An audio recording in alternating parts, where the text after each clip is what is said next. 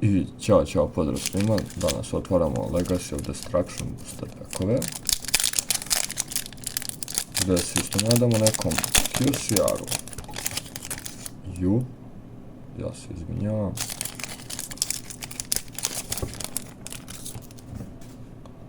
Opa.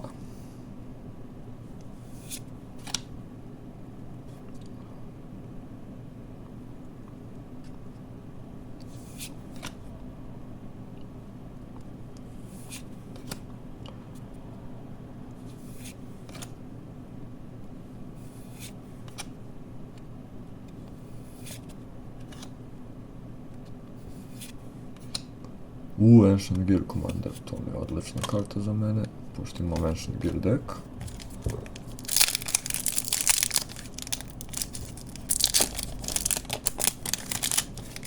Opa. Ajmo dalje.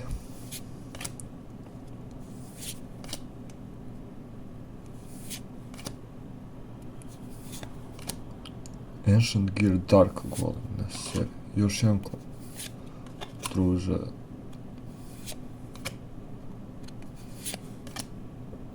Ja trebam da zarađujem od ovoga, ne da boostujem svoje dekove s ovim. Ali nema veze.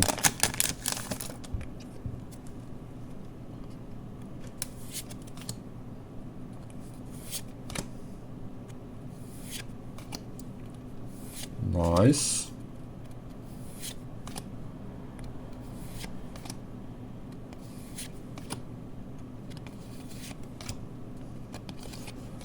I to je bilo to od ovih pekova za sada.